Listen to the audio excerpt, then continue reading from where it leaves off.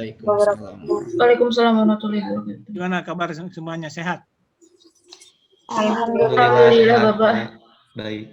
Kalau sehat. Ya, saya baru selesai kuliah di Medkit ya, di EKI. Baru keluar. Baik, hari ini ada tugas kan Anda itu ya. Kalau tidak sudah 2 tugas ya? Iya Pak. Saya ingin ada beberapa orang menampilkan dulu ya dari tugas pertama. Siapa saja yang tampilkan saja. Anda menampilkan tugas pertama itu tentang apa? Aspek ontologi ya? Inka, iya kan? Iya Pak, betul, tentang ontologi. Oke, saya ingin minta ya 5 orang menampilkan hasil telaahnya. Bisa kan? Menampilkan hasil telah Anda terkait aspek ontologi misalnya. Silakan. Ditampilkan. Inka, siapa? Atur aja oleh Anda siapa yang akan ditampilkan. Atau yang mau gitu silakan. Yang tugas pertama dulu. Iya, boleh teman-teman mungkin yang menggunakan laptop boleh untuk langsung. Ya, yang menggunakan laptop. Silakan. Bisa langsung kan share screen-nya oleh Anda?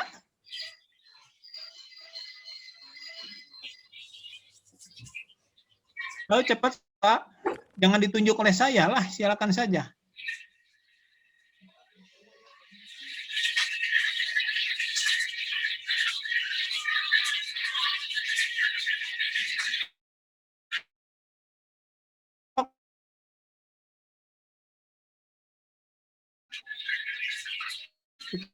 Gimana? Suaranya nggak jelas.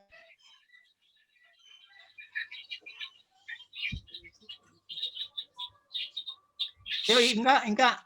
Tunjuk aja oleh Anda siapa?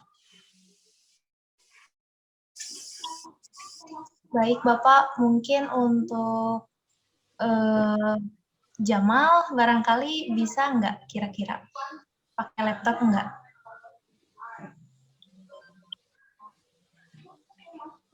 Halo Jamal. Iya, Kak. Memungkinkan tidak, Jamal? Bisa, soalnya pakai laptop juga. Iya. Bentar. Nuhun Mal, sok mangga.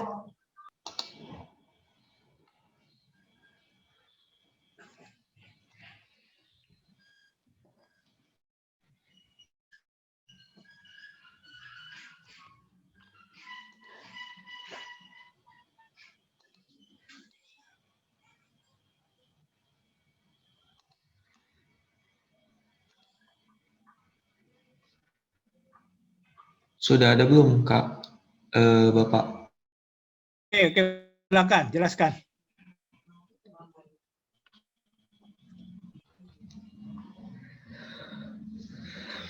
Iya, kemarin telah ditugaskan oleh Bapak mengenai aspek ontologi dari makroekonomi.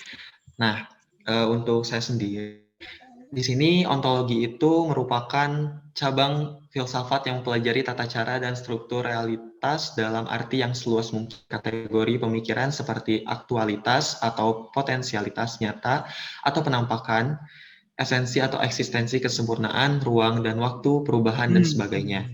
Nah, di sini berdasarkan Suhartono tahun 2005, ontologi sendiri itu merupakan cabang filsafat satu bentuk sempurna dan keberadaannya sesuatu yang mutlak bergantung kepadanya. Nah, dalam realitas kehidupan sangat perlu memahami makna ontologis secara realistis agar sebuah kajian ilmiah kehidupan dapat memberikan esensi terhadap sebuah pemaknaan teori. Jadi, secara tidak langsung kita harus memahami filsafat atau filsafat ontologi untuk sebuah teori gitu yang nantinya akan digunakan dalam sebuah pengetahuan gitu atau pendidikan atau dalam ilmu-ilmu lainnya. Kemudian di sini untuk memberikan makna terhadap sebuah teori, ada beberapa asumsi yang perlu diperhatikan, yaitu asumsi pertama adalah sebuah objek kelompokan berdasarkan kesamaan bentuk, sifat atau substansi, kemudian struktur atau komparasi dan kuantitatif asumsi. Kemudian yang kedua, kelestarian relatif, artinya ilmu tidak mengalami perubahan dalam periode tertentu dalam waktu singkat. Ketiga, determinasi ilmu tertentu atau tidak terjadi secara kebetulan. Dalam ontologi ilmu, kita berusaha mencari inti yang termuat di dalam sebuah kenyataan yang ada. Ini bersumber dari Sudibyo, Trianto, dan juga Suswandari tahun 2014. Nah, kemudian saya dapatkan dari Caldwell tahun 1993, aspek ontologi itu dapat diterapkan dalam ilmu ekonomi. Dan di sini dijelaskan bahwa ontologi ekonomi ini berhubungan dengan cara ekonom memandang dunia melalui pendekatan atau sudut pandang ilmu ekonomi. Hal ini merupakan sesuatu yang penting diperhatikan karena tidak sedikit teori-teori dan model dalam ilmu ekonomi dibangun di atas asumsi-asumsi untuk membuat kerangka teoritis yang sederhana. Jadi dalam ilmu ekonomi kita harus menggunakan pendekatan yang memang langsung berhubungan dalam dunia ekonominya gitu. Dengan cara ekonomi memandang dunia, asumsi-asumsi atau pemikiran-pemikiran dari pribadi gitu tanpa menggunakan sudut pandang ekonomi dalam memandang dunia gitu. Kemudian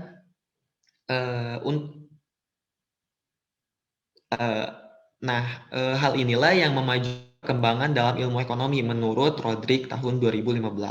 Kemudian di sini Tutov dan Farfara tahun 2017 menganggap bahwa ontologis ilmu ekonomi terutama penting untuk dibahas di masa modern karena dunia telah berkembang dengan pesat dan para ekonom juga harus mengikuti perkembangan. Seperti yang tadi sudah dijelaskan bahwa dalam memandang dunia kita harus menggunakan sudut pandang ekonom gitu, ilmu ekonomi, dan memang perkembangan ilmu pastinya mengikuti perkembangan zaman juga, otomatis sudut pandang dari para ilmuwan atau dari para dalam ilmu untuk memandang ekonomi itu dengan menggunakan filsafat ontologi harus diikuti gitu dengan perkembangan ilmu ekonomi juga seperti itu sih Pak. Hanya segitu mungkin dari saya. Ini ada daftar pustakanya juga, daftar rujukannya.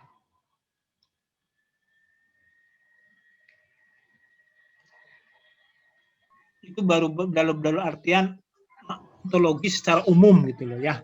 Padahal kalau Anda akan kemaskan kalau ontologi dalam konteks itu cara pandang ekonom, jadi cara pandang bagaimana para ekonom memandang dunianya. Ekonom ini memandang kehidupan ekonomi makro gitu loh ya. Ya oke. Ya, siapa ini? Jamal siapa? Pak. Bagus.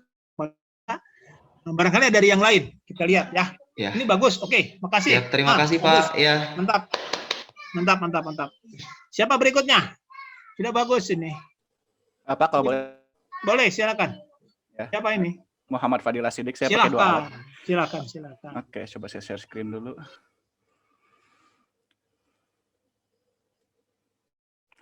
Ya, rekan-rekan. Sudah, Fadil. Oke. Jadi kan tadi sudah dijelaskan juga ya sekilas oleh Jamal bahwa ontologi itu adalah cabang filsafat yang berkaitan dengan konsep seperti eksistensi, keberadaan, dan kenyataan. Nah, tadi kan sudah dibahas etologi secara umumnya, akan coba dalam konteks makroekonominya. Jadi kan ontologi itu mengenai eksistensi. Nah, kita sebagai ekonom melakukan banyak asumsi mengenai dunia nyata, mengenai bagaimana aktor-aktor ekonomi bertindak, mengenai bagaimana secara teoretis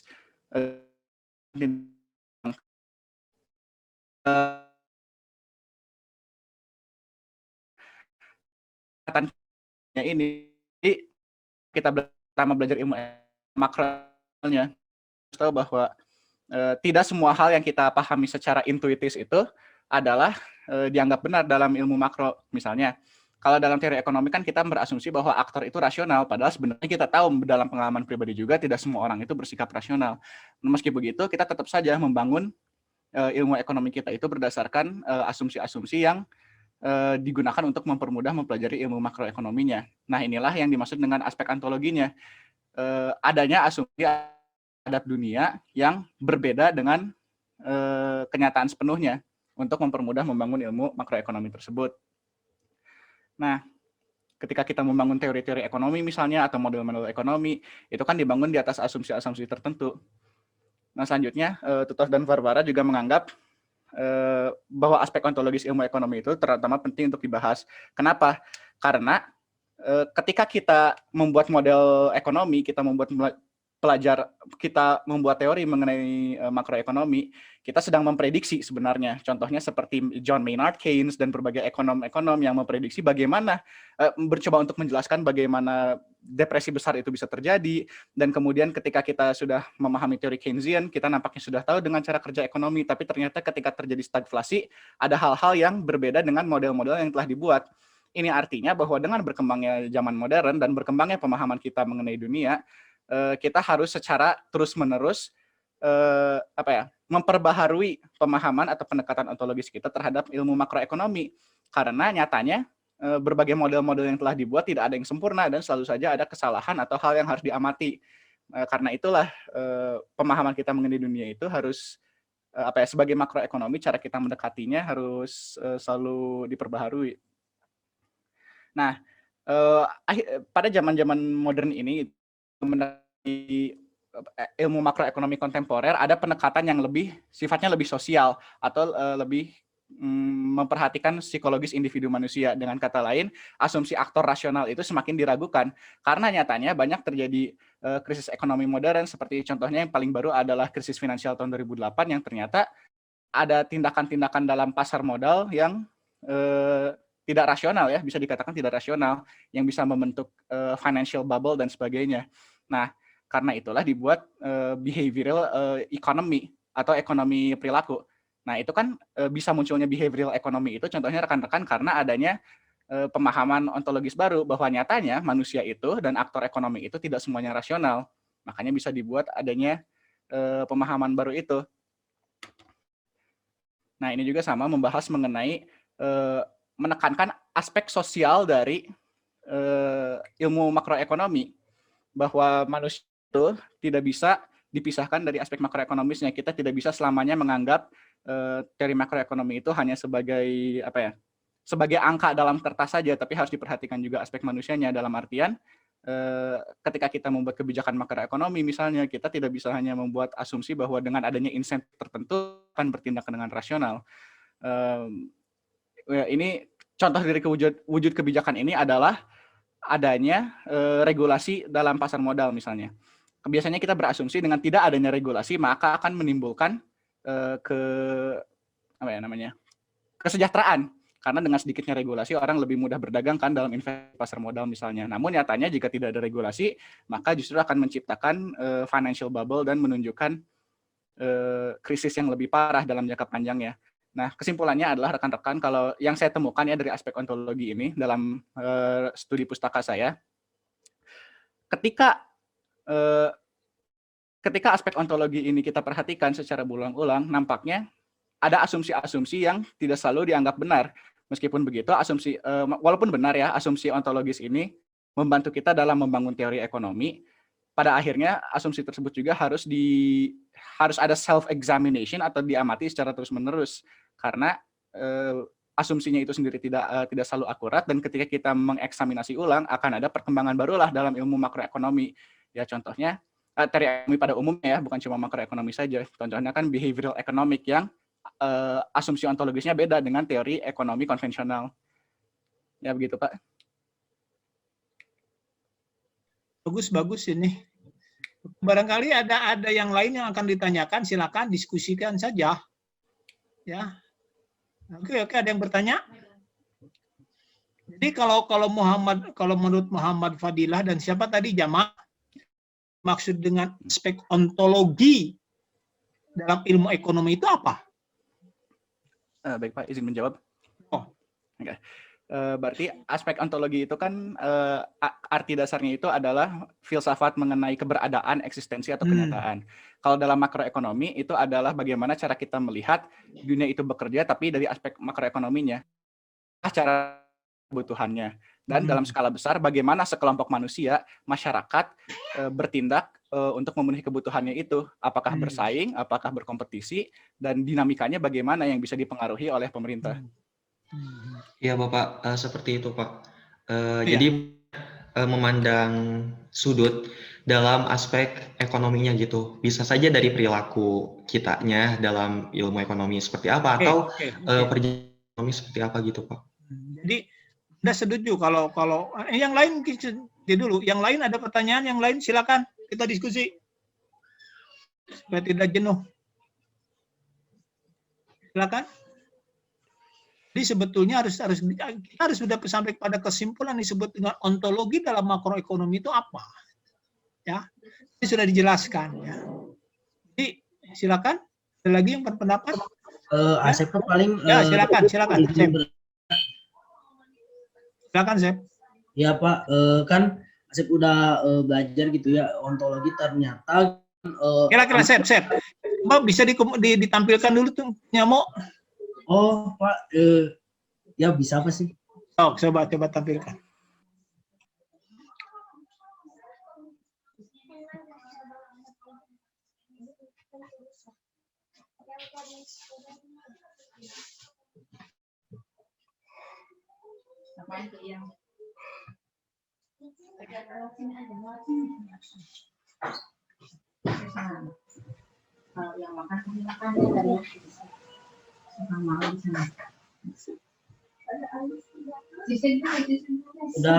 Udah kelihatan? Ya. Udah ada, Sep. Ya, jadi yang berdasarkan pemahaman Asep, terus Asep buat tugas ini gitu ya. Ontologi itu aspek filsafat ilmu yang membahas objek sains, macam-macam pengetahuan dan struktur sains. Ontologi merupakan ilmu yang membahas tentang hakikat yang ada dengan berdasarkan logika semata.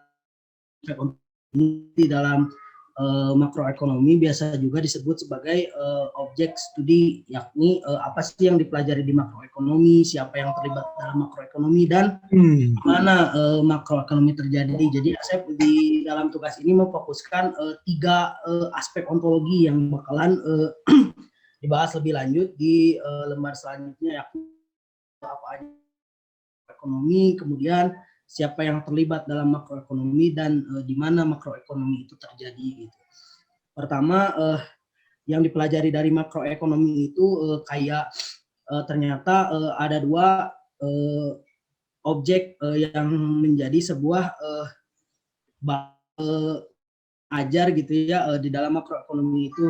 Dan yang pertama itu masalah ekonomi jangka pendek, dan masalah yang kedua masalah makroekonomi jangka panjang. Nah, masalah ekonomi jangka pendek itu ada inflasi, kemudian pengangguran, kemudian dalam masalah makroekonomi jangka panjangnya itu ada pertumbuhan ekonomi. Jadi dari masalah makroekonomi jangka pendek dan masalah makroekonomi jangka panjang ini, Asep seenggaknya bisa menyimpulkan bahwasanya masalah ekonomi jangka panjang ini bergantung pada masalah makroekonomi jangka pendek gitu. Kalau misalkan masalah makroekonomi jangka pendeknya bisa diatasi dengan baik, insya Allah masalah makroekonomi jangka panjang juga bisa diatasi juga dengan baik, seperti pertumbuhan ekonomi, ketika pengangguran, ketidakseimbangan neraca pembayaran, inflasi itu berpengaruh sekali terhadap pertumbuhan ekonomi gitu ya. Kemudian yang terlibat dalam makroekonominya itu tentu yang dibicarakan tadi Fadil, aktor-aktor dalam makroekonomi ada sektor rumah tangga, sektor kemudian apa lagi nih, lembaga keuangan, kemudian negara-negara lain gitu ya. Nah, 5 aktor ini itu emang berperan dalam suatu penanganan masalah makroekonomi ini. Kemudian makroekonomi itu terjadi di dalam pasar gitu.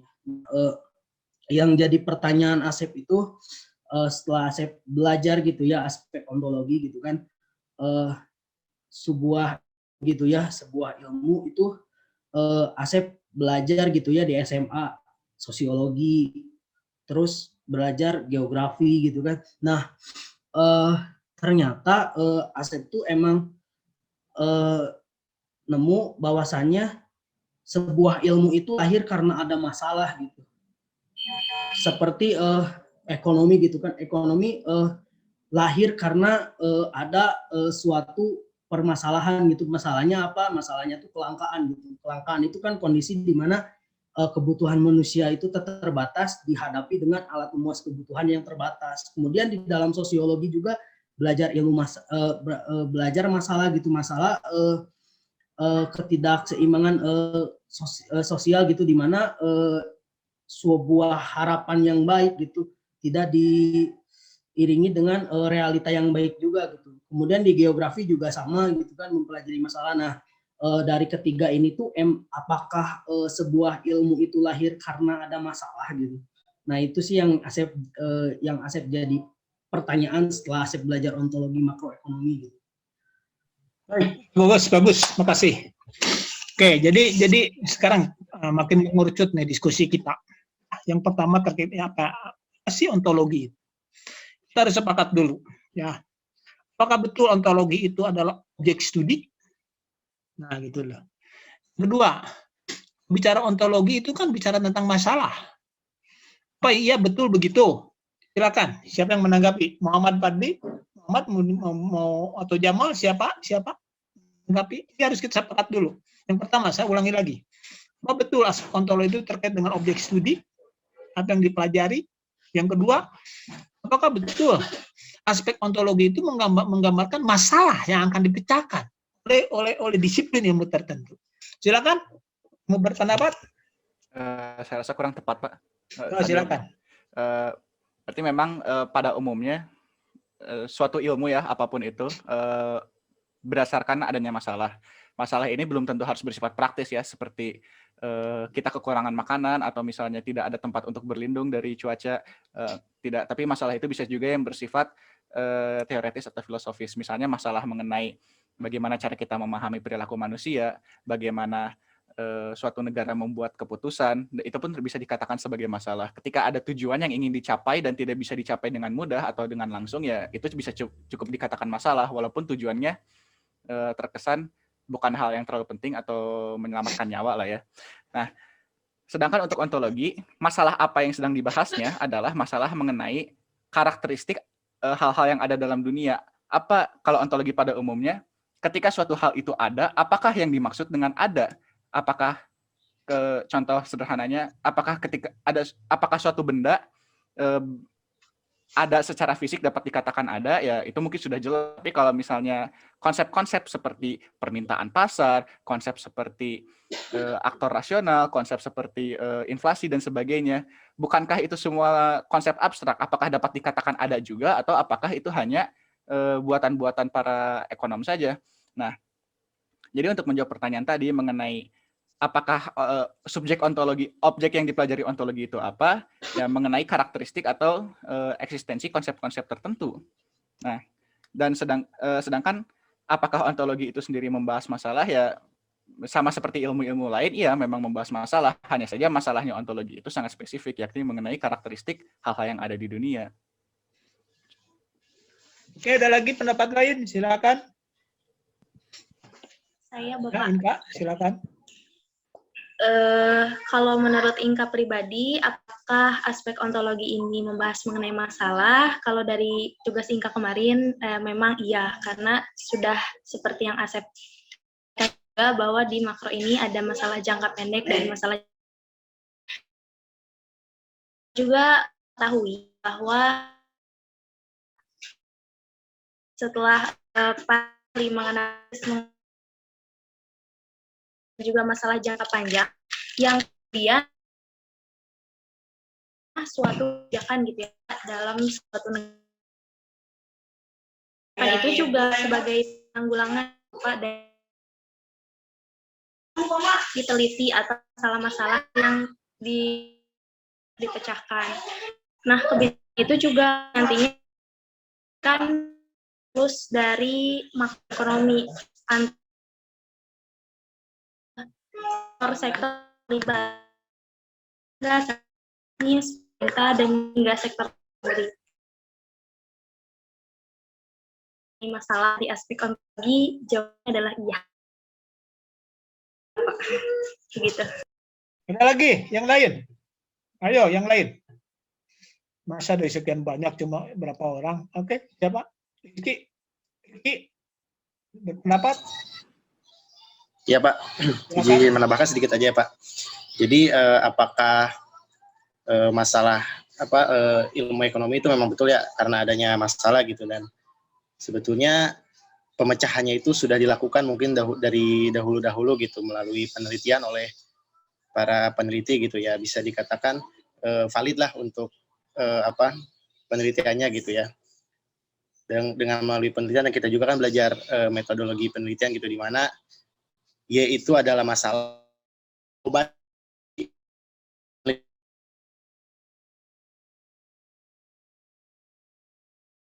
melalui variabel yang ada gitu Pak. Oke.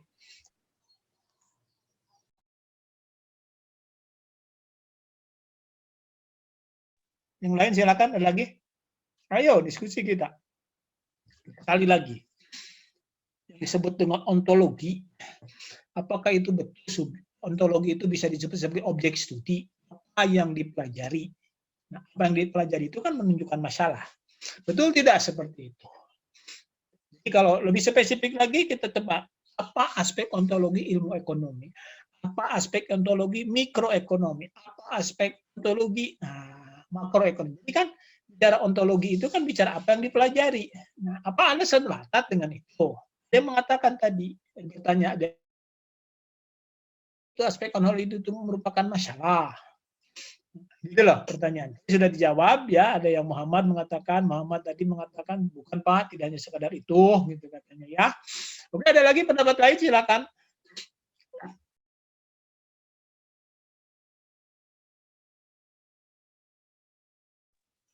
Ada lagi? Ada lagi? Mana Jamal tadi? Jamal, ada pendapatnya? Iya, Pak. Ada pendapat kamu?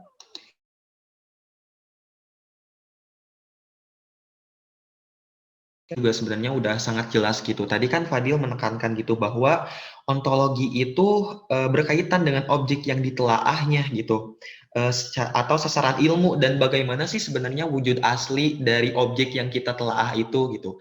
Nah, kalau dikaitkan dengan ilmu ekonomi atau makroekonomi, secara ontologisnya itu kan sasaran dari makroekonomi atau ilmu ekonomi itu merupakan hubungan antar manusia gitu dalam memenuhi kebutuhan materialnya, dan juga berhubungan dengan aspek-aspek ekonomi gitu.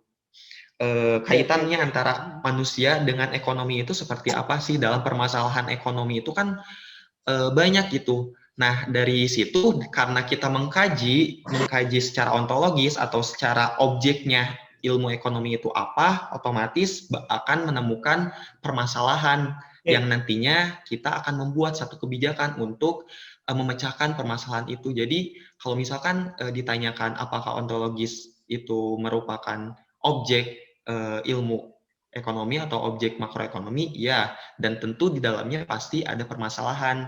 Karena permasalahan itu makanya muncul ilmu untuk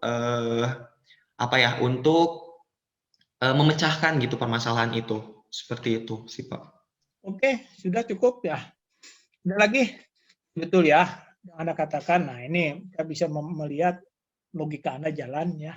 Jadi objek ontologi itu kan kalau di skripsi itu di latar belakang apa yang diteliti, apa yang jadi masalahnya. Jadi sebetulnya kalau kita kaitkan dengan disiplin ilmu, aspek ontologi itu kan terkait dengan objek studi. Apa yang dipelajari. Kalau kita bicara yang dipelajari ya ada masalah di dalamnya. Betul. Jadi apa yang dipelajari oleh makroekonomi, pelaku kehidupan ekonomi makro secara nasional. Apa yang dipelajari oleh aspek ontologi ilmu ekonomi, perilaku manusia dalam menentukan pilihannya. Nah, kalau kemakmuran itu mah tujuan saja, akhir akibat. Yang jelas objek studi ilmu ekonomi itu perilaku manusia dalam menentukan pilihan. Kenapa harus menentukan pilihan? Karena dihadapkan pada masalah. Ada kesenjangan ya antara keinginan ya, kebutuhan dengan sumber alat pemuas kebutuhan. Makroekonomi juga sama. Dalam perilaku kehidupan nasional itu selalu ditemukan masalah jangka panjang dan jangka pendek. Oke, sudah jelas itu. Ujungnya nanti akan pertanyaan berikutnya kan bagaimana ilmu mempelajari objek studinya? Maka lahirlah yang disebut dengan aspek epistemologi ya. Bagaimana makroekonomi mempelajari objek studinya? bagaimana ilmu ekonomi mikro mempelajari objek studinya. Di sini kan berkaitan dengan persoalan metode. Nah, digunakanlah metode ilmiah. Yang selama ini kita yang sampai sekarang kita kan menggunakan versi paradigma barat, bahwa yang disebut dengan metode ilmiah itu kan gabungan deduktif induktif. Mungkin, ya mungkin. Nah, kebenaran ilmu itu kan konvensi, diyakini itu benar. Mungkin nanti akan berkembang lagi, cara untuk memperoleh pengetahuan yang benar itu tidak seperti itu. Ada cara lain, mungkin akan berkembang. Cuma sekarang masih belum. Karena kita masih berkiblat pada ilmu barat. Makanya kalau kita katakan berkembang ke ilmu barat, artinya ya ilmu menjadi relatif kebenarannya. Nah, validasi ilmu kan divalidasi dengan ilmu lagi, pasti kebenarannya relatif. Padahal kita tahu bahwa ada kebenaran yang mutlak. Oke, itu lain persoalan lagi. Oke, cukup. Terima kasih ya. Berikutnya tugas yang kedua apa itu Kak? Saya suka ini diskusinya. Mengenai ini Pak, sektor yang paling terdampak. Oke. Siapa akan muncul? Siapa? Siapa yang menampilkan tugas yang kedua? Saya Pak. Silakan.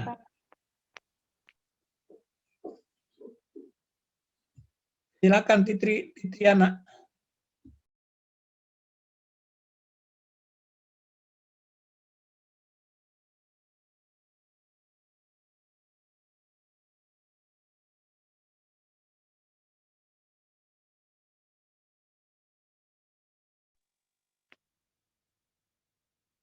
Udah ada teman-teman?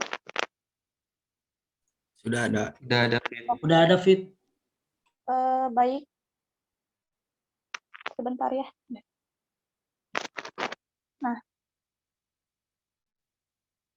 baik teman-teman, di sini aku akan menjelaskan untuk tugas yang kedua, yaitu menelaah mengenai sektor yang paling terdampak dan sektor yang paling tidak terdampak terkait adanya pandemi COVID-19 menggunakan data terbaru. Nah, di sini untuk data yang saya ambil yaitu data pertumbuhan ekonomi triwulan keempat 2020. Nah, untuk sumber datanya itu data dari BPS yang diupload di 5 Februari 2021. Nah, kenapa saya ngambil triwulan keempat? Karena ini tuh yang paling dekat gitu teman-teman sama 2021. Karena triwulan 4 ini tuh kan di bulan Oktober, November, Desember gitu. Nah, di sini dibagi dua. Yang pertama yaitu PDB menurut lapangan usaha. Nah, yang ke satu itu yaitu pertumbuhan ekonomi tahun 2020. Nah, di sini teman-teman bisa lihat. Nah, untuk ekonomi di Indonesia tahun 2020 mengalami kontraksi pertumbuhan sebesar 2,07%. Nah, di sini dilihatnya itu PDB dari segi lapangan usaha atau segi produksi gitu, teman-teman. Nah, di sini yang mengalami kontraksi pertumbuhan terdalam, yaitu diantaranya adalah sektor transportasi dan pergudangan sebesar 15,04%. Lalu ada sektor penyediaan akomodasi dan makan minum sebesar 10,22%. Lalu ada jasa perusahaan, jasa lainnya, perdagangan besar dan eceran, kemudian reparasi mobil dan sepeda motor sebesar 3,72%. Ini bisa dilihat teman-teman di tabel ini, di mana industri itu turun minus di 2,93. Lalu untuk konstruksi di minus 3,72. Pertambangan juga mengalami penurunan di minus 3,26. Terus transportasi dan pergudangan. Nah, ini yang paling dalam yaitu di informasi dan pengolahan komunikasi di minus 15,04. Nah, untuk beberapa lapangan usaha yang masih mengalami pertumbuhan positif, diantaranya itu jasa kesehatan dan kegiatan sosial sebesar 11,60%. Lalu ada pengadaan air dan lain hal sebagainya. Nah, di sini yaitu pertumbuhan ekonomi terhadap triwulan sebelumnya, teman-teman. Dibandingkannya yaitu year on year. Nah, di sini lapangan usaha masih dalam produksi ya teman-teman, gitu. Lapangan usaha yang mengalami kontraksi pertumbuhan signifikan adalah transportasi dan pergudangan sebesar 13,42%. Lalu bisa dibaca di situ ada penyediaan akomodasi dan makan minum sebesar 8,88%, jasa perusahaan sebesar 7,02%, lalu yang masih positif masih tetap di jasa kesehatan dan kegiatan sosial. Nah, ini untuk yang hijau yaitu triwulan keempat 2019, teman-teman. Nah, di triwulan ketiga 2020 minus 4,34, Lalu untuk triwulan keempat kemarin 2020 ada kenaikan sih meskipun tetap minus gitu di minus 3,14. Nah, ini pertumbuhan terhadap triwulan ketiga.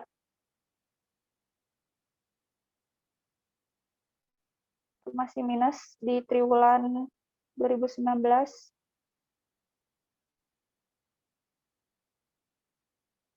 Kita lanjut. Nah, ini untuk lebih jelasnya gitu teman-teman, mana yang minus, mana yang kenaikan atau enggak, ini bisa dilihat di sini di tabel ini. Nah, dari A sampai U itu sektor-sektor yang terdampak.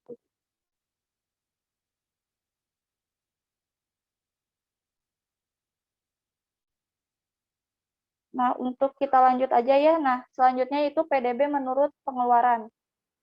Nah, di sini masih sama, ekonomi Indonesia mengalami kontraksi pertumbuhan sebesar 2,07%, di mana kontraksi pada pengeluaran itu terjadi pada hampir semua komponen PDB pengeluaran, kecuali komponen PKP yang tumbuh sebesar 1,94%.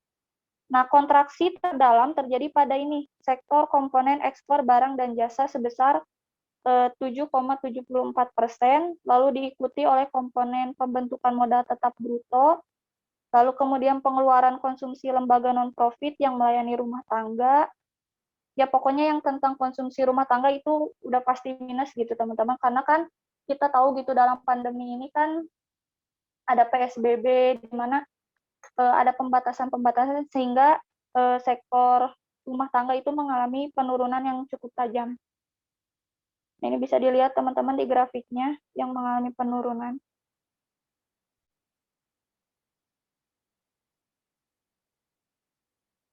Nah, ini untuk perbandingan pertumbuhan ekonomi triwulan 4 2020 terhadap 2019.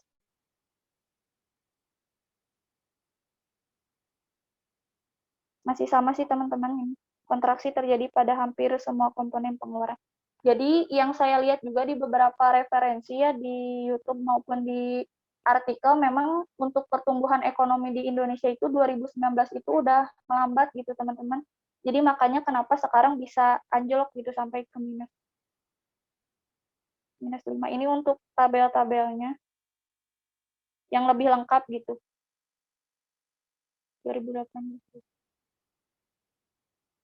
Nah, sekarang membandingkan dengan negara lain. Di sini saya membandingkannya dengan Jepang. Nah, untuk pertumbuhan ekonomi di Jepang pada kuartal 4 2020 itu sama sih kayak kita, maksudnya ekonomi Jepang mencatat pertumbuhan 2 digital pada kuartal 4 karena lonjakan ekspor, bisnis yang diinvestasikan, dan stimulus pemerintah yang memicu belanja konsumen. Nah, untuk di Jepang ini udah mulai tumbuh gitu teman-teman, ekonominya sebesar 12,7% pada Oktober sampai Desember ini. Lalu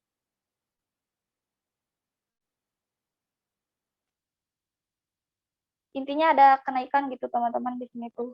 Nah, untuk di Jepang sendiri, sektor yang terdampak pandemi COVID itu ada sektor properti.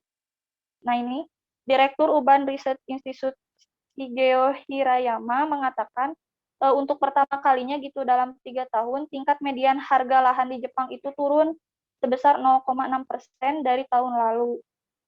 Lalu kemudian jadi harga lahan di Jepang itu pada turun gitu semenjak adanya pandemi COVID. Lalu untuk sektor manufaktur ini yang paling tertekan gitu sampai minus 22,4%. Lalu kemudian sektor non-manufaktur juga tumbuh negatif 20,2%. Jadi kalau di sektor manufaktur itu di Jepang tuh paling turun gitu guys, paling turun minusnya gitu. Lalu untuk pasti selanjutnya sektor pariwisata di Jepang juga ini hampir berapa ya? Hampir 50% gitu penurunannya. Lalu kemudian sektor otomotif juga mengalami penurunan sebesar 9,1% dibandingkan bulan sebelumnya. Lalu kemudian sektor retail juga pun anjlok sampai 13,70% dibanding tahun sebelumnya. Nah, kemudian ini yang menarik sih, ada sektor yang tidak terdampak pandemi COVID, itu sektor pertanian. Nah, kenapa sektor pertanian nggak turun gitu lonjakannya? Karena Jepang ini mengimpor gitu bahan makanan sayuran itu dari Cina, sehingga kebutuhan untuk di negaranya terpenuhi begitu. Mungkin dari saya itu, Pak. Terima kasih. Oke, balik lagi. Ada lagi yang lain mau menampilkan? Bagus. Ada lagi? Nanti kita diskusikan ya. Ada yang lagi mau menampilkan? Setelah yang lain? Silakan. Ada lagi? Ada lagi? Ayo, masa cuma seorang? Ngumpulin semuanya atau sama datanya? Saya mau coba, Pak. Oh, suka, Parik. Ya, Pak. Parik, silakan Parik. Tunggu sebentar. Ya, sudah tampak di layarnya. Sudah ada. Rik. Udah, Rik, udah. Siap. Langsung aja ya, Pak.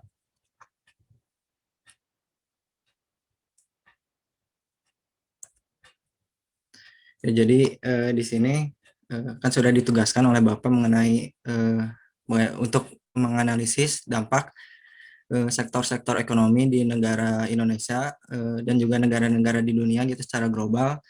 Apa saja sih yang terdampak gitu ya sektor ekonominya.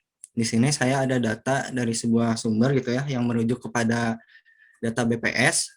Di sini tuh menunjukkan penurunan pertumbuhan PDB gitu dari kuartal 4 2019 ke kuartal 1 2020. Di sini bisa teman-teman lihat gitu ya, ada banyak sektor. Nah, yang ditandai warna merah itu yang paling terdampak gitu. Di antaranya ada industri pengolahan,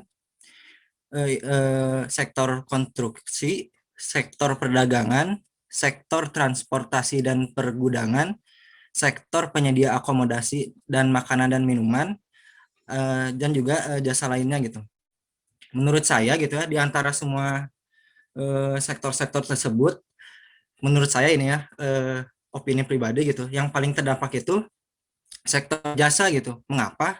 Sebab di sektor jasa ini kan lebih ke banyak kegiatan sosialnya gitu ya, antara orang dengan orang gitu ya, dimana saat pandemi itu dibatasi gitu ya, sosialisasi antar orang itu gitu.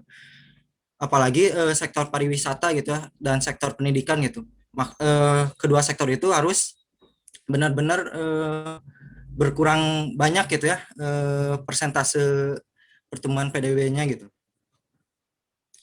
Terus di sini ada data tahun 2018 yang saya dapat dari laporan BPS Badan Pusat Statistik. Nah, di sini bisa dilihat PDB persennya itu masih belum ada yang minus gitu ya, masih di atas 0 lah gitu. Nah, di sini udah turun gitu ya sampai berapa persen lah gitu. Dari beberapa sektor tersebut gitu. Hampir semuanya turun gitu dari semua sektornya. Nah, kalau dilihat secara global gitu,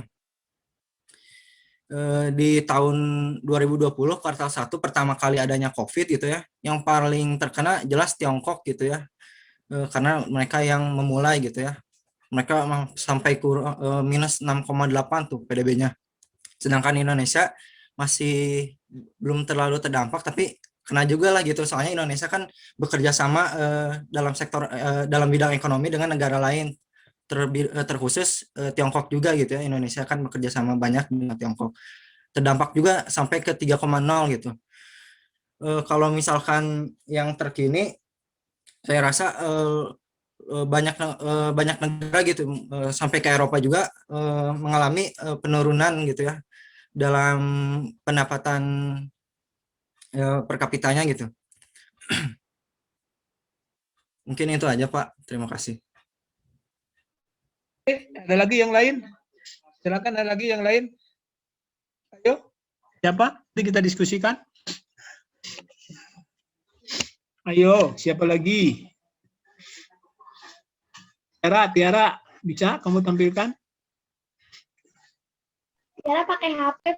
Oh iya, yang pakai laptop siapa?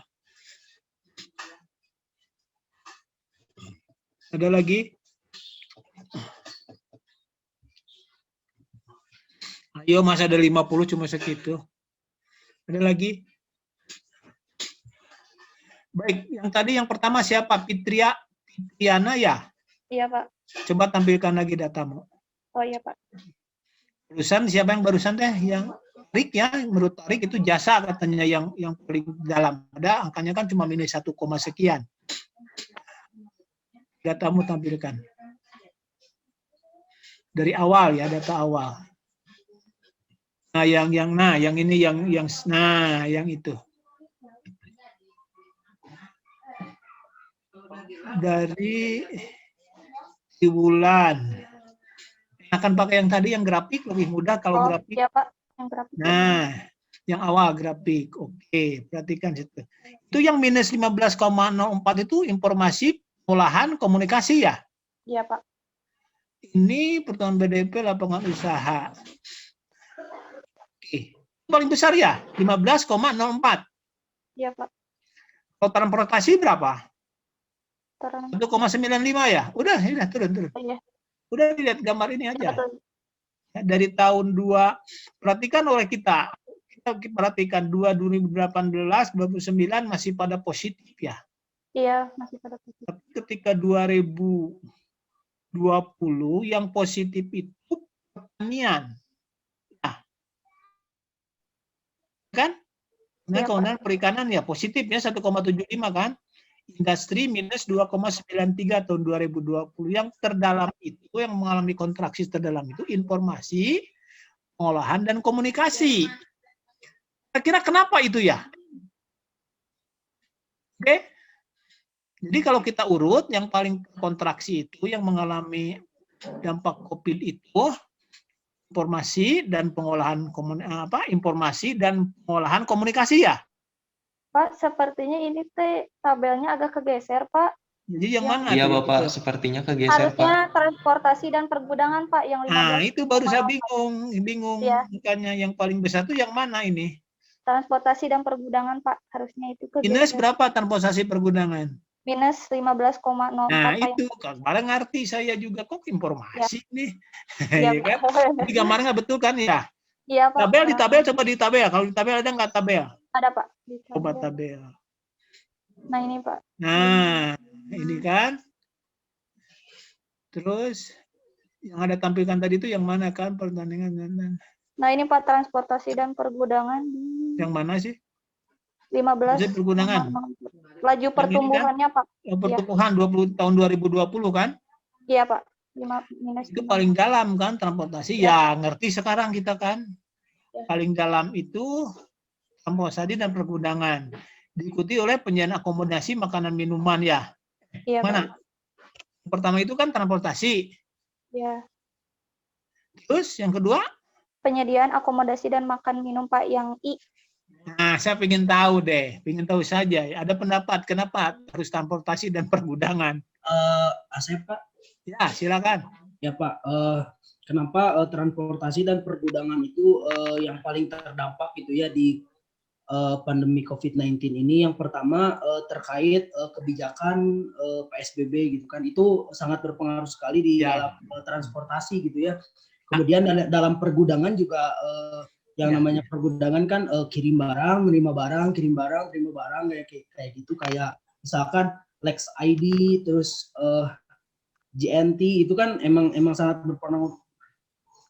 sangat berpengaruh sekali gitu ya, karena pergudangan ini emang berkaitan langsung dengan transportasi. Kalau misalkan kita emang kirim barang gitu kan, itu kan menggunakan transportasi gitu ya. Emang kebijakan PSBB gitu kan, itu emang sangat berpengaruh sekali ke dalam transportasi. Jangankan kirim barang yang besar kayak perusahaan gede gitu, Gojek juga emang terdampak sekali gitu ya, terasa oleh Bapak Asep sendiri gitu. Nah, tapi di sisi lain gitu, ada suatu kondisi di mana lapangan usaha itu menurun, dan di kondisi yang sama ada usaha yang memang naik gitu.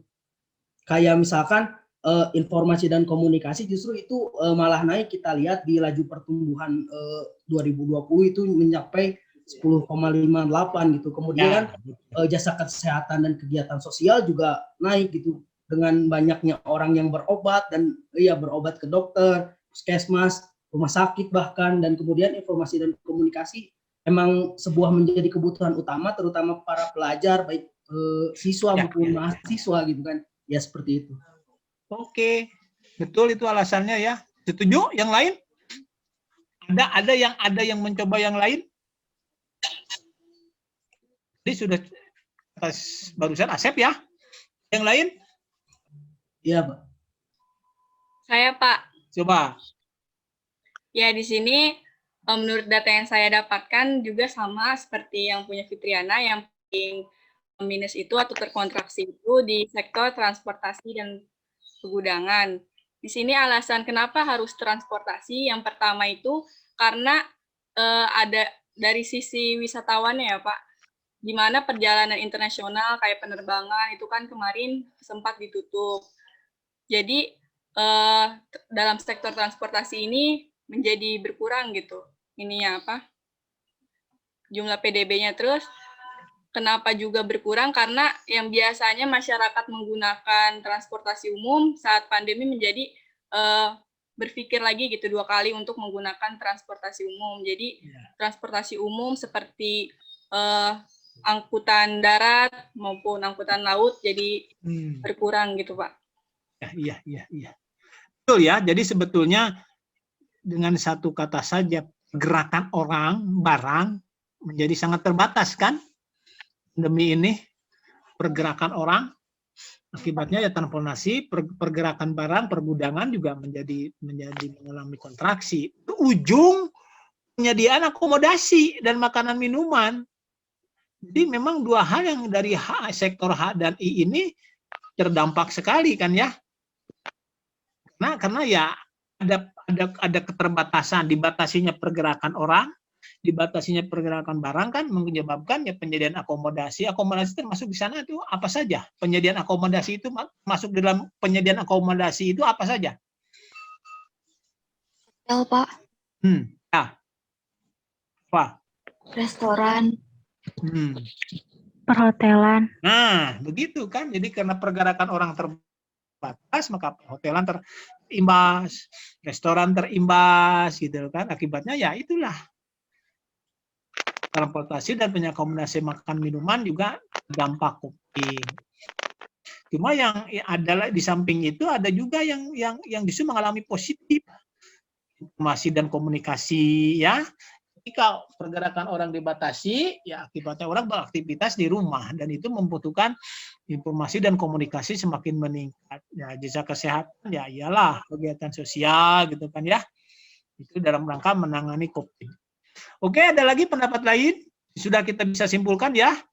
Jadi ada dua sektor yang terdampak sangat erat berkaitan, yaitu transportasi, gudangan, beserta penyediaan akomodasi dan makanan minuman. Sedangkan yang kurang terdampak, justru malah meningkat itu adalah yang tidak terdampak itu adalah jasa kesehatan dan apa itu? Yang tinggi itu komunikasi. Oke, coba lihat lagi data berikutnya. Yang grafik. Oh, yang kedua, Pak. Ya. Nah, ini. Perhatikan oleh Anda. Yang bisa menanggapi ini. Perhatikan. Untuk triwulan 4 2009 masih positif. Tapi masuk triwulan 3 tahun 2020 negatif. Masuk triwulan 4 tahun 2020 tapi negatifnya berkurang. Kecuali nah itu yang 5,67 itu apa tuh? 452 minus 5,67 apa itu? Apa itu? Apa itu? Nah 5,67 apa tuh ya? Sebentar Pak. Enggak dijelaskan. Dijelaskan? Oke. Enggak dijelasin Pak di sini. Enggak ada, masa? Palingan lihat di tabel Pak. Lihat di tabel.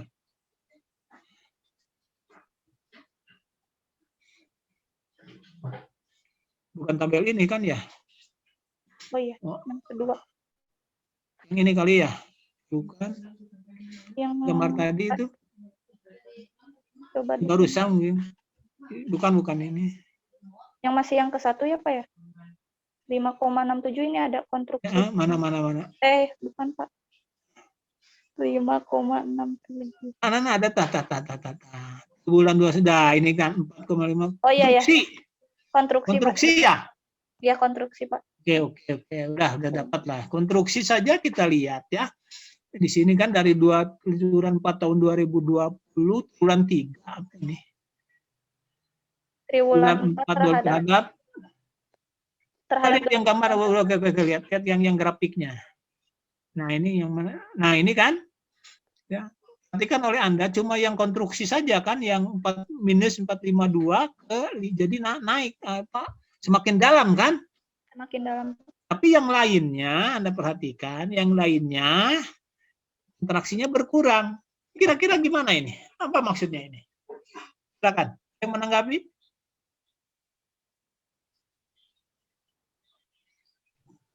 Triwulan 3 itu negatif, tapi triwulan 4 juga negatif, tapi negatifnya berkurang. Apa ini maknanya? Saya Pak, boleh Pak? Siapa ini? Dava Pak. Silahkan. Ya, kalau dilihat dari data gitu ya, triwulan 3 dan 4 2020 itu kenapa bisa menurun itu karena adanya kebijakan yang di Indonesia itu dari awal kan di triwulan 2 itu ada PSBB itu sangat membuat kontraksi besar-besaran gitu ya Pak. Dimulai dengan triwulan 3 yaitu adanya new normal dari bulan Juni itu persiapan new normal, dan bulan Juni itu new normal terus sampai saat ini gitu triwulan 4 dan awal 2021 juga adanya PSBB transisi dan lain sebagainya gitu Pak. New normal ini memungkinkan berbagai lapangan usaha itu bergerak kembali gitu Pak. Jadi kontraksinya pun tidak terlalu besar sih Pak menurut saya gitu Pak.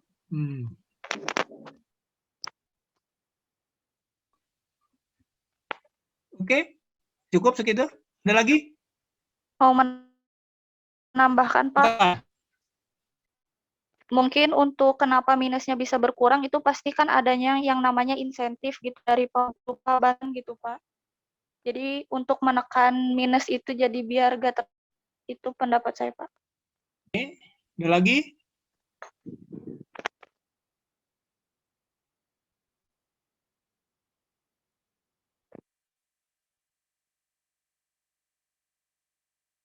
Siapa lagi?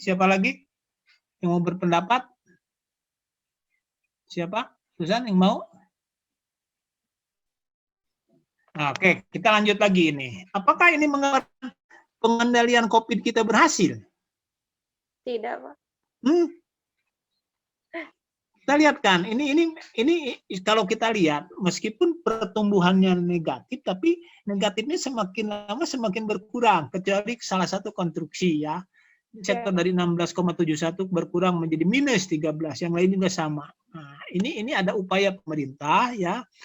Tapi ini tidak dilihat dalam konteks COVID-nya bagaimana.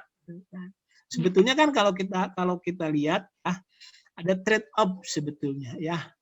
Trade off antara kesehatan dengan ekonomi.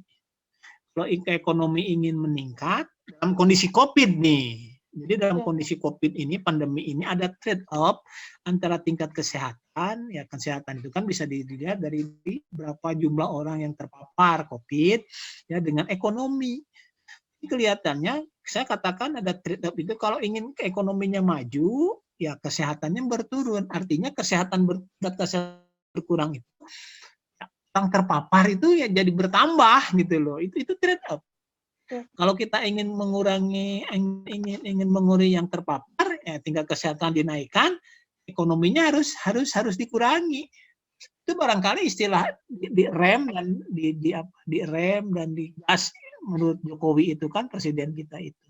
Nah, pertanyaan saya, ini sepadan tidak ini? Sepadan tidak ini dengan kita melihat berkurangnya positif ini dengan kesehatan kita ini? Gimana ini pendapat Anda?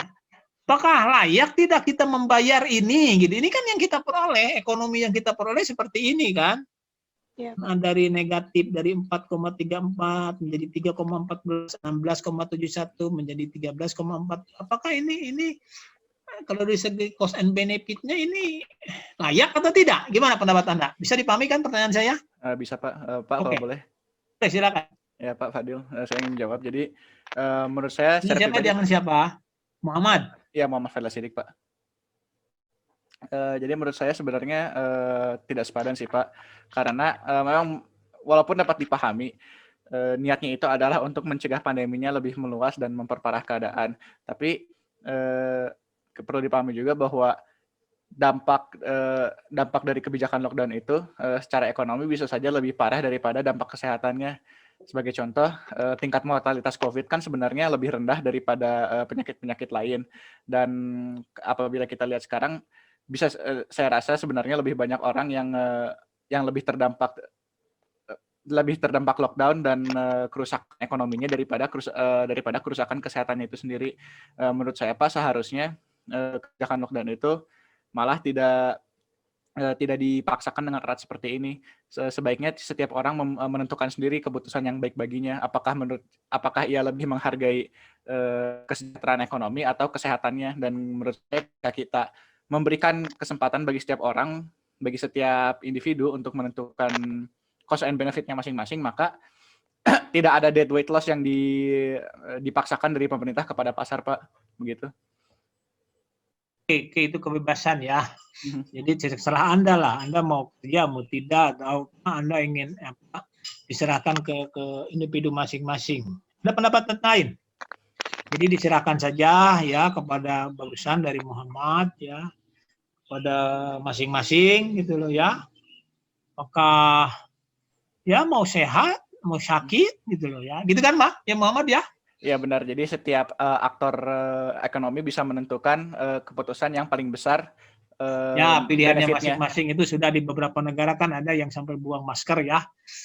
Macam. Oke, ada lagi pendapat lain? Saya Pak. Halo?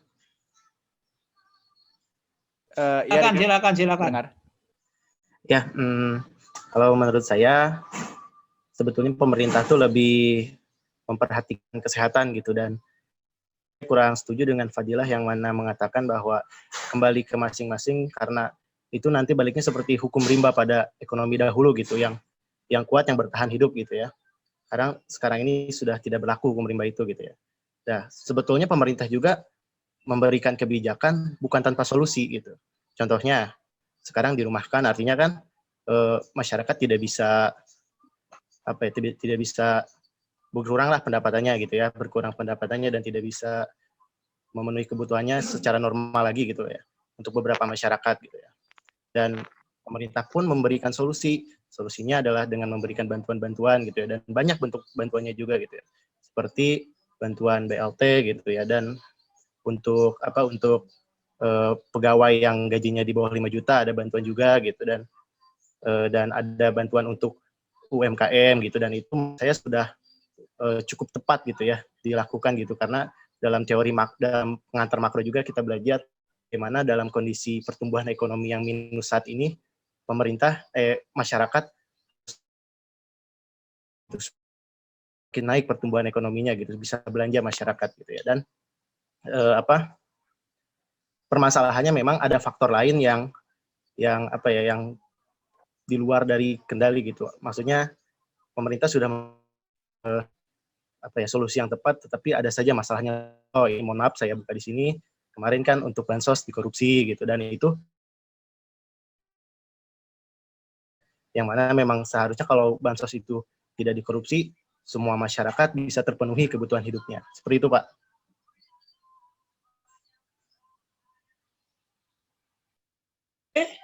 Dua pendapat yang berbeda ya, dari Muhammad, dari Ridki barusan. Ada pendapat lain? Jadi kalau menurut Ridki ini, kalau tadi Muhammad kan masyarakat ini masing-masing, kalau menurut Ridki dia justru menekankan lebih baik kesehatannya yang ditingkatkan. Kesehatannya, ekonomi mah ya barangkali nanti implikasinya seperti yang saya katakan tadi ya, ada trade off. Kalau kita kesehatannya ditingkatkan ya ekonominya mungkin akan melambat lebih dalam. Ada pendapat lain? Silakan. Saya Pak. Ya, silakan. Kalau Inka pribadi sih kayaknya lebih ke ekonominya Pak yang harus lebih diperhatikan. memang dari kasus di sekitaran Inka juga memang banyak gitu. Ada teman-teman Inka, keluarga-keluarga Inka yang sulit dalam perekonomian. Contohnya misalkan ada orang yang baru saja bekerja langsung dirumahkan kan, apalagi terutama kalau misalkan dia itu sebagai sumber keuangan dari suatu keluarga meskipun dia statusnya sebagai anak atau dan lain semacamnya. Nah, ini perlu diperhatikan meskipun memang ada beberapa bantuan dari pemerintah, tapi perlu diperhatikan bantuan dari pemerintah ini memiliki beberapa persyaratan dan birokrasi yang sulit untuk digapai oleh masyarakat. Misalkan contohnya untuk KIPKA, ya mohon maaf ya untuk KIPKA misalkan. Nah untuk KIPKA ini kan memang sekarang tuh lagi gencar gitu ya untuk teman-teman yang ingin berkuliah. Tapi untuk mendapatkan KIPKA-nya itu harus harus ada birokrasi yang panjang dan harus diawali dari mulai kita SD gitu. Harus punya kartu kartu bantuan keluarga dulu, baru selanjutnya hingga menjadi KIPKA. Nah, bagaimana dengan teman-teman atau orang-orang yang terdampak ekonominya dengan COVID, tapi tidak memiliki kartu-kartu bantuan sebelumnya gitu. Jadi kayak baru jatuh atau baru tergoncang saat COVID ini. Nah, itu perlu diperhatikan orang-orang seperti ini tidak terbantu gitu, Pak. Jadi ekonominya sangat terombang-ambing karena memang pekerjaan juga sulit ya di corona ini, di masa pandemi ini. Jadi menurut Inka pribadi sih memang harus diperhatikan itu dari sisi ekonominya, karena kesehatannya itu kan bisa dari diri pribadi gitu, bisa dengan makanan yang lebih sehat atau dengan pola hidup yang lebih baik gitu sih Kak. Nah ini ada lagi yang berpendapatnya ini Kak, ekonominya katanya. Jadi kalau dibahasakan dalam konsep makro itu, ya dibukalah lapangan usaha-usaha itu jangan dibatasi gitu loh ya. Yang tadinya beroperasi sampai jam 8 ya sampai jam 10 malam gitulah. Nah kalau yang kedua terkait dengan pelaksanaan administrasi, pelaksanaan kebijakan di lapangan itu kan teknis ya. Kalau ingin mengutamakan ekonomi ya diimplementasikan dalam aktivitas seperti tadi itu ya, sehingga diharapkan ekonominya meningkat, tapi itu tadi resikonya kesehatannya akan berkurang. Oke, ada lagi pendapat lain, silakan. Sudah mulai ini ada yang kesehatan, ekonomi gitu. Ada lagi? Mau berpendapat Pak? Silakan. Kalau saya mah Pak lebih memilih kesehatan gitu, lebih baik gitu kita terhantam berat langsung gitu tapi pulihnya cepat gitu dibandingkan harus kayak gini gitu. Pas selama ini kan kita tahu kebijakan pemerintah itu kan hanya gonta-ganti istilah gitu kan, PSBB lah, PPKM lah, tapi substansinya sama gitu, tidak menghasilkan kebijakan yang betul-betul gitu Pak. Soalnya sekarang kan kita pingin gitu pertumbuhan ekonominya bagus tapi kesehatannya terus aja gitu, untuk masalah yang positif COVID-nya kan makin banyak gitu. Jadi kalau saya mah pilihannya lebih baik terhantam berat gitu pulihnya cepat daripada kayak gini gitu Pak. Sayang gitu anggaran ratusan triliun dianggarkan tapi maksudnya implementasi di masyarakatnya tuh kurang gitu. Asal-asalan gitu Pak, ugal-ugalan. Kalau saya mah seperti itu. Jadi Terima kesehatan kasih. yang pendapat lain. Pendapat lain. Ada lagi? Ada lagi? Ayo, siapa berpendapat lagi? Ada lagi pendapat? Pak, ini saya Muhammad Fela Siddiq. Rasanya ingin ingin menambahkan ya Pak. Menurut saya ini adalah waktu yang baik untuk memahami contoh bahwa tidak semua hal itu bisa selalu diterapkan oleh oleh pemerintah. Nah, saya memahami ya kekhawatiran yang dimiliki oleh Ricky dan juga pendapat yang menyatakan bahwa lebih baik kita kena masalahnya sekarang berat dan bisa cepat pulih. Tapi perlu dipahami juga bahwa pemerintah itu kan tidak sempurna ya. Pemerintah juga bisa melakukan kesalahan dan ketika kita melakukan pilihan antara pilihan ekonomi dan kebijakan sosial yang dampak sosialnya, kita memang kita tidak hanya mempertimbangkan eksternalitas saja. Contoh, kalau kita ingin berargumen bahwa perekonomian itu memang penting, tapi kita tidak bisa meninggalkan kesehatan masyarakat juga, karena itu kan eksternalitas terhadap perekonomian. Nah, itu memang benar. Namun perlu kita pahami juga ketika kita mempercayakan pemerintah untuk membuat kebijakan tertentu, sebenarnya kita juga sedang berurusan dengan eksternalitas lain, yaitu eksternalitas politik. Karena ketika pemerintah diberikan kekuasaan untuk melakukan tindakan tertentu, maka tidak ada jaminan bahwa kekuasaan itu tidak akan dikorupsikan. Ya, contoh sempurnanya adalah tadi korupsinya bansos. Dana triliunan pun belum tentu semuanya memang masuk bagi membantu masyarakat. Bisa saja ada yang terkorupsi atau yang terbuang untuk ketidakefisiennya birokrasi. Jadi menurut saya, walaupun niatnya baik bagi kita untuk mempercayakan pemerintah untuk membantu masyarakat, perlu diperhatikan juga ketika kita adanya proyek besar seperti itu juga rawan terhadap eksternalitas yang umumnya ada dalam pemerintahan seperti korupsi dan ketidakefisienan.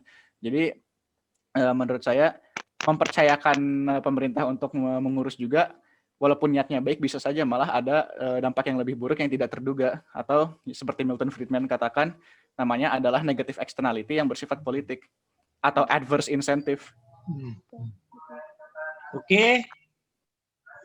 Ada lagi pendapat lain ya, di sini kembali muncul lagi ya, yang penting itu ada kontrolnya, pengawasan ya dalam pelaksanaan kebijakan ini. Ada lagi pendapat lain? Ada lagi pendapat lain? Silakan, ada lagi? Dari Asep, Pak. Silakan, Asep.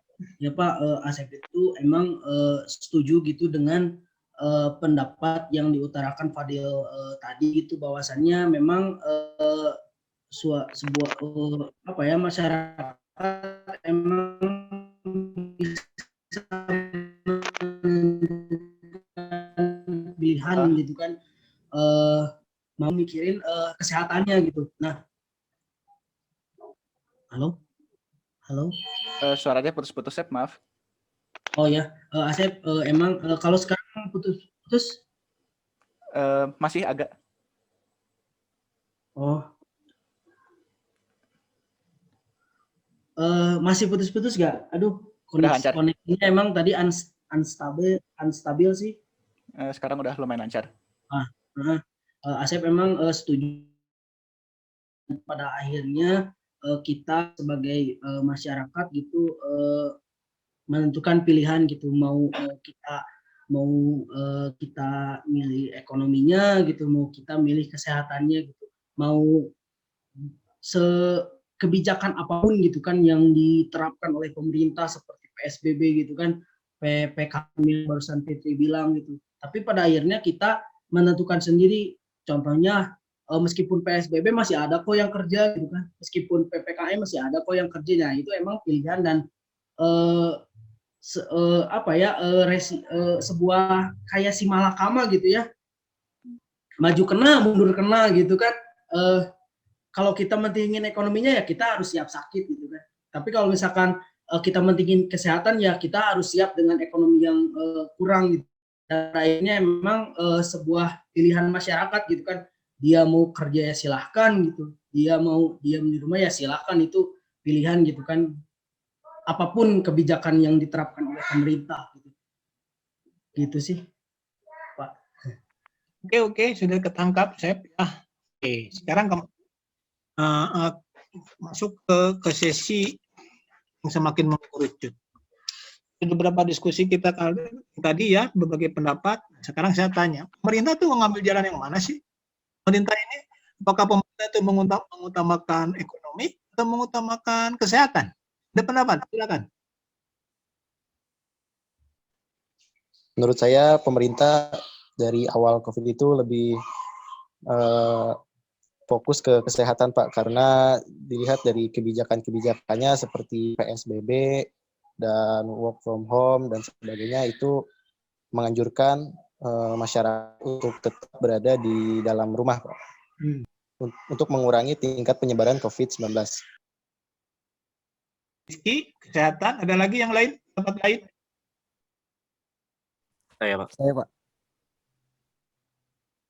Silakan. Jadi apa yang bisa Anda baca gitu Pak dari pemerintah ini? Silakan. Kalau dari yang saya lihat ya Pak, pemerintah itu tergantung dari apa yang terjadi gitu Pak. Dari awal masuk awal Maret tahun lalu itu Indonesia saya pikir masih cukup lambat gitu ya. Ditambah dari itu sebelum adanya masuk kasus itu ditambah ada diskonnya pariwisata itu yang masuk ke Indonesia, dan itu menurut saya itu salah gitu ya Pak, ambil kebijakan itu. Dan dari awal Maret itu memang pada awal-awal munculnya COVID, Indonesia itu fokus terhadap kesehatan gitu Pak. Tapi ketika adanya kebijakan baru dari new normal dan sampai sekarang, Indonesia sekarang fokusnya lebih ke meningkatkan ekonomi yang sudah terdampak sebelumnya gitu Pak, kalau menurut saya. Nah kalau ini menurut barusan tuh Dava siapa? Justru pemerintah itu Ya, betul, Pak. Ekonomi gitu. Kalau tadi Ricky kan kesehatan. Dua pendapat yang berbeda ternyata ya. Cara pandang mahasiswa terhadap kebijakan pemerintah. Ada lagi pendapat lain? Saya, Pak.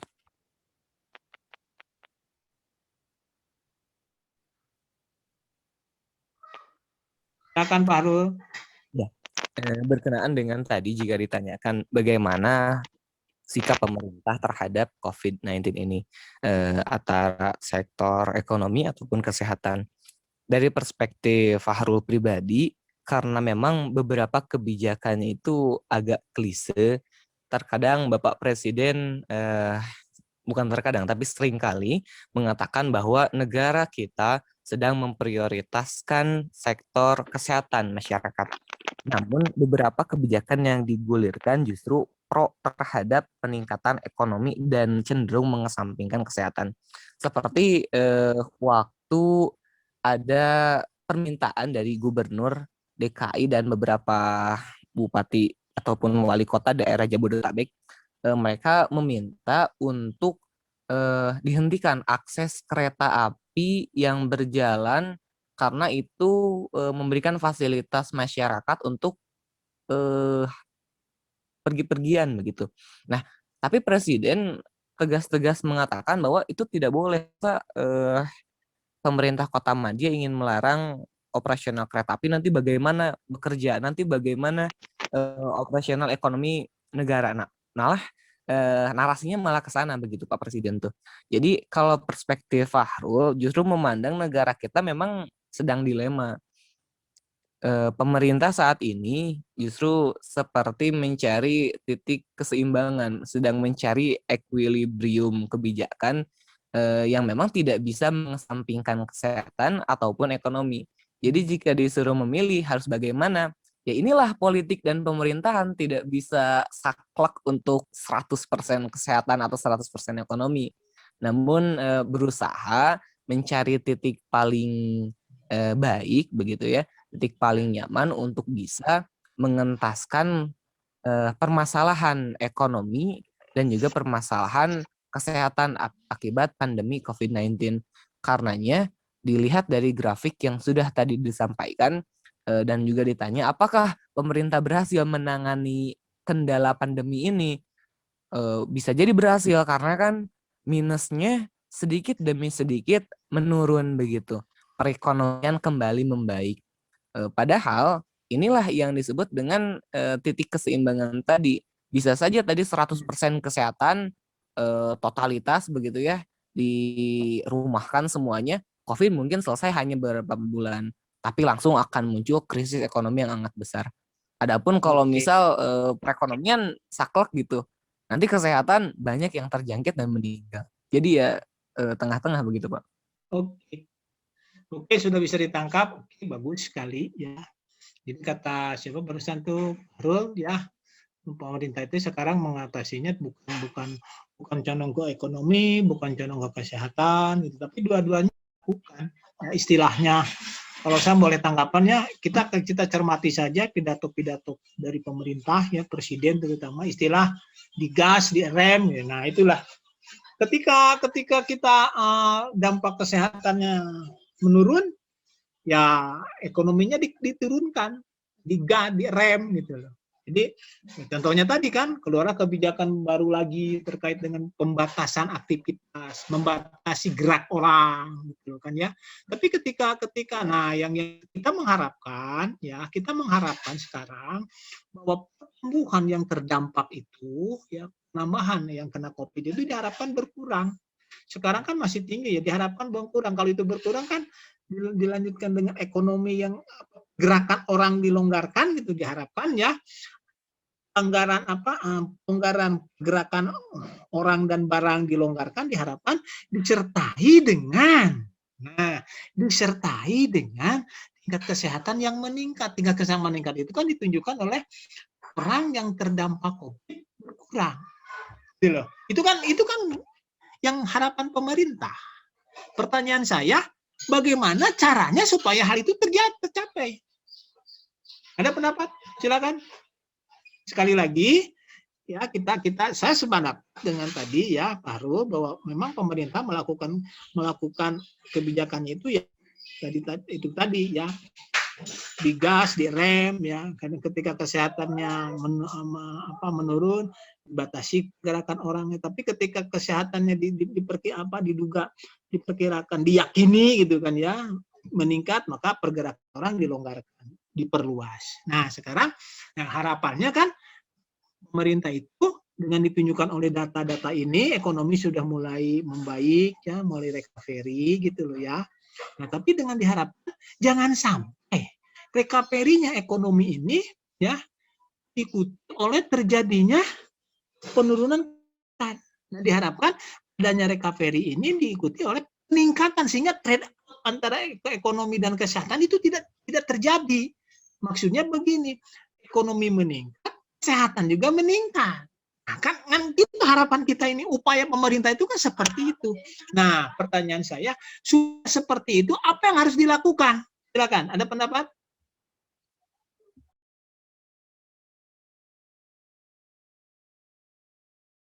Ada pendapat? Saya mau coba, Pak. Yo, silakan, Pak Rik. Sebenarnya dari awal sepertinya pemerintah sudah mencoba ya Pak. Waktu pertama kali adanya pandemi dan merambah semakin tinggi gitu ya kasusnya, pemerintah sudah melakukan kebijakan PSBB gitu ya, membatasi kegiatan sosial di masyarakat gitu. Dan di situ mengurangi kegiatan ekonomi gitu ya, menjadi berkurang. Nah setelah itu karena terlalu lama juga kurang baik gitu ya bagi sektor ekonomi, akhirnya dia longgarkan, ditambah lagi pemerintah juga istilahnya itu membantu perekonomian gitu dengan salah satu kebijakannya itu menyuntik sektor mikro gitu ya, dikasih insentif gitu, modal bantuan gitu ya buat usaha lagi gitu. Nah bagaimana caranya biar keduanya, tadi setelah dilonggarkan itu ternyata kasusnya naik lagi gitu ya, kasus kesehatannya berarti gitu. Nah, bagaimana caranya biar seimbang gitu ya, kasus COVID-nya menurun tapi ekonominya naik. Nah, mungkin saya rasa gitu ya Pak,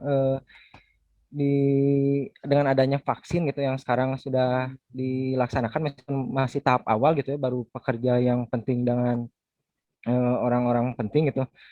Semoga saja gitu ke depannya dengan sudah ada kebijakan ya, dengan divaksin iya, ekonominya terus didorong. Semoga saja gitu ya harapan baru gitu agar kasus COVID menurun dan sektor ekonomi terus meningkat gitu Pak. Semoga saja gitu vaksin ini merupakan jawabannya gitu. Oke, Anda sudah bisa membaca berarti ya bahwa dengan vaksinasi itu diharapkan antara ekonomi dan kesehatan bisa dihindari. Ada pendapat lain?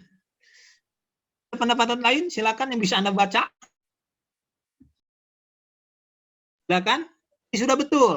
Vaksin itu diharapkan seperti itu dalam rangka memutus adanya trade-off antara kesehatan dan ekonomi. Vaksinasi diharap ekonomi meningkat, kesehatan meningkat. Salah satu upayanya vaksinasi. Ada lagi? Izin berpendapat, Pak. Oke, Jamal silakan. Ya, benar tadi yang dikatakan Farid. Mungkin selain vaksinasi juga, kita kan udah tahu gitu, sebelum-sebelumnya pemerintah juga atau mungkin beberapa perusahaan, beberapa pekerjaan tuh melakukan pekerjaan di rumah atau WFH, dan juga dari masing-masing dari sektor pendidikan juga tetap kayak study di rumah gitu secara daring. Nah ini juga bisa aja gitu meskipun sedang ada COVID, tapi ada beberapa pekerjaan yang dirasa mungkin bisa gitu untuk dikerjakan di rumah secara daring gitu. Jadi kayak pemerintah bisa gitu Pak kayak membuat kebijakan mungkin bagi beberapa perusahaan atau bagi beberapa pekerjaan yang dirasa bisa dilakukan secara daring atau work from home gitu. Ya kerjakan gitu di rumah. Itu juga bisa membantu perekonomian dan juga bisa membantu kesehatan. Terus juga bagi beberapa pekerjaan yang mungkin dirasa sulit untuk dilakukan di rumah, bisa menerapkan protokol kesehatan gitu. Karena sekarang kan sudah banyak juga antiseptik untuk mengurangi penyebaran dari COVID atau bisa menggunakan masker dan lain sebagainya. Terus juga pemerintah harus bisa menekan atau membuat kebijakan bagi orang-orang yang memang dia tidak bekerja gitu atau dalam artian ya bebas gitu, tapi masih saja berkeliaran hanya sekedar main-main gitu atau jalan-jalan keluar itu mungkin bisa ditekan gitu oleh kebijakan pemerintah. Meskipun sebenarnya bisa dengan menggunakan protokol kesehatan kayak gitu sih. Karena kan sekarang juga pemerintah tuh menggencar-gencarkan protokol kesehatan 3M, 4M yang kayak gitu Pak. Jadi cukup juga sih gitu untuk meningkatkan perekonomian, namun kesehatannya juga bisa ditekan gitu Pak, sedikit demi sedikit. Oke. Kita sudah sama-sama menyimak diskusi ini. Satu lagi ya pertanyaan saya. Itu sudah ya penjelasannya sudah cukup jelas barusan ya. Sebagai upaya terdidikan pemerintah melalui vaksinasi ya dengan berbagai kebijakan lainnya ya kalau dalam konsep ekonomi kan dari sisi supply demand. Ya. Nah, satu pertanyaan saya lagi yang tersisa ya. Nah, bagaimana menyikapinya ini? Nah, sekarang kembali ke kita Anda. Apa yang harus kita lakukan dalam menghadapi data seperti ini?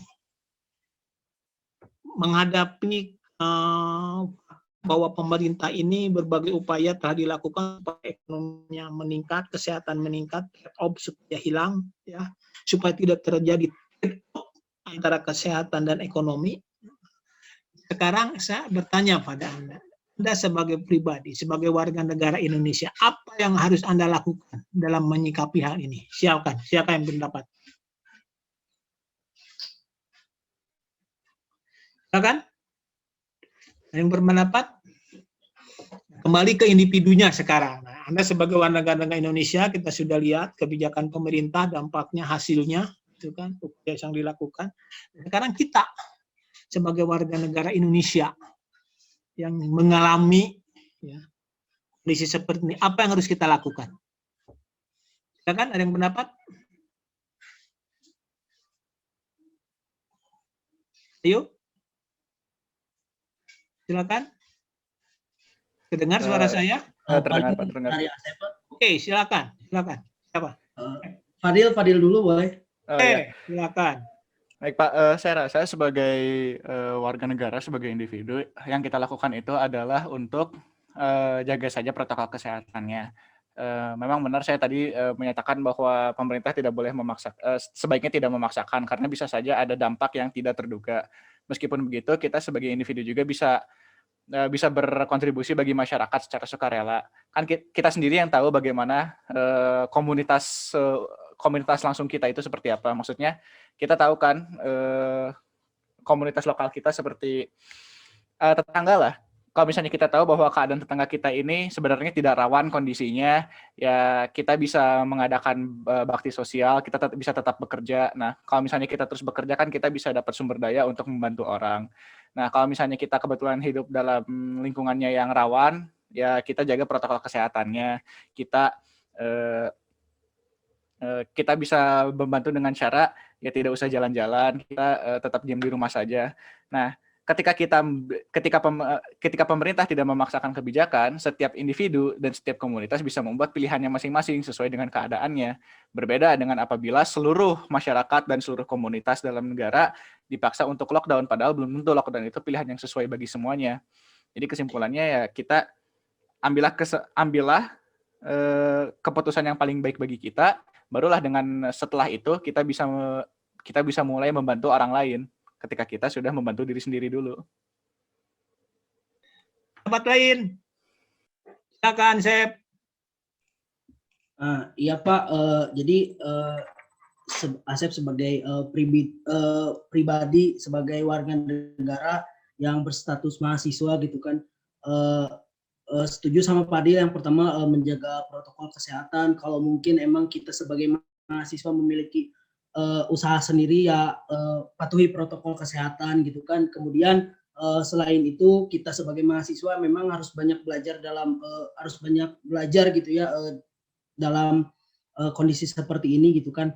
Apalagi akses informasi komunikasi semakin tidak terbatas di era percepatan globalisasi gitu. Jadi yang pertama patuhi protokol kesehatan, yang kedua emang kita belajar lah, soalnya nanti mungkin di antara kita semua, amin ya Allah, ada yang menggantikan posisi mereka yang para pemangku kebijakan gitu ya. Jadi pada saat kita menghadapi situasi dan kondisi seperti ini, kita udah belajar gitu, kita udah ngalamin seperti ini dan kita memang mungkin lebih bisa mengevaluasi lebih gitu kan. Nah gitu sih Pak paling. Terima kasih, Sep. Ada lagi pendapat lain? Ada lagi? Ada lagi? Kalau tidak ada ya oke. Itulah ya. Saya senang sekali diskusi hari ini sampai kita pada satu kesimpulan ya. Diskusi kita ini menarik. Pertama ya, bahwa tadi sudah kita bicarakan terkait dengan aspek ontologi makroekonomi. Kita simpulkan aspek ontologi makroekonomi terkait dengan objek studi. Secara objek studi terkait ada masalah. Nah, di antaranya masalah itu adalah ya epidemi padahal tidak normal ya pandemi ini. Pandemi ini menghantam sisi, tidak hanya sisi demand, tapi menghantam juga sisi penawaran. Dengan berbagai kebijakan akhirnya semua dengan berbagai kebijakan pemerintah sudah kelihatan ya bulan 2020 bulan keempat 2020 itu negatif. Kontraksi kita bisa direm dengan berbagai kebijakan yang dilakukan pemerintah ini. Ya. Anda cermati ya, ini kondisi tidak normal. Nah, upaya pemerintah ini dalam rangka untuk memutus terjadinya trade-off antara ekonomi dengan kesehatan. Trade-off itu adalah ya, pilihan ya, tapi tidak mengenakan.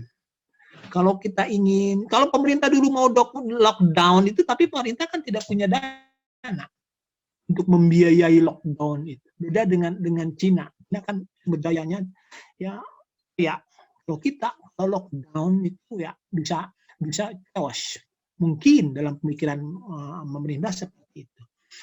Kalau misalnya ekonomi terus, nah, akibatnya kan bisa fatal, fatal sekali kan, kesehatan dikorbankan. Nah, yang diambil pemerintah itu jalan tengah.